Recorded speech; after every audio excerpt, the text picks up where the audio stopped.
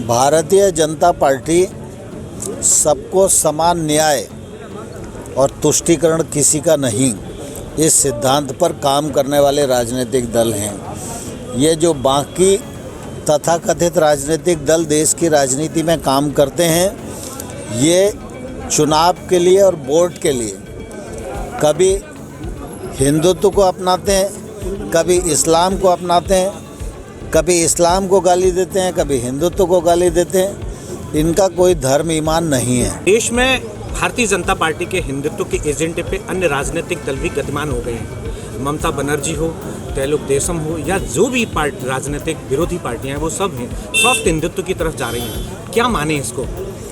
Bharatiya Janata party सबको समान न्याय और तुष्टीकरण किसी का नहीं, इस सिद्धांत पर काम करने वाले राजनीतिक दल हैं।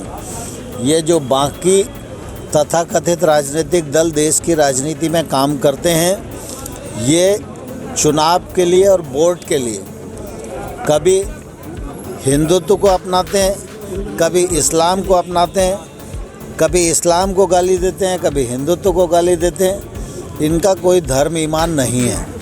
लेकिन मैं समझता हूँ भारतीय जनता पार्टी के सिद्धांत की यह सफलता है कि अब बाकी राजनीतिक दल भी इस बात को सोचने के लिए विवश हुए हैं कि तुष्टीकरण का खेल हिंदुस्तान में भाजपा ने ख़त्म कर दिया है। क्या पंडित दीनदयाल उपाध्याय और श्यामा प्रसाद मुखर्जी का जो मुख्य एजेंडा था कि भारत को हिंदू राष्ट्र बनाया जाए, तो अपन उसकी ओर बढ़ रहे हैं? राजनीतिक दल भी इसमें सहमत है? अन्य राजनीतिक मैं समझता हूँ डॉक्टर श्यामा प्रसाद मुखर्जी और पंडित दीनदयाल उपाध्याय जी का ये एजेंडा नहीं था।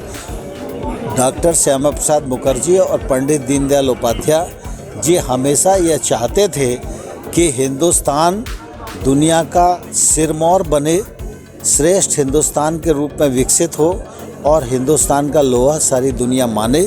उस दिशा में नरेंद्र मोदी जी की सरकार सफलतापूर्वक आज काम कर रही है।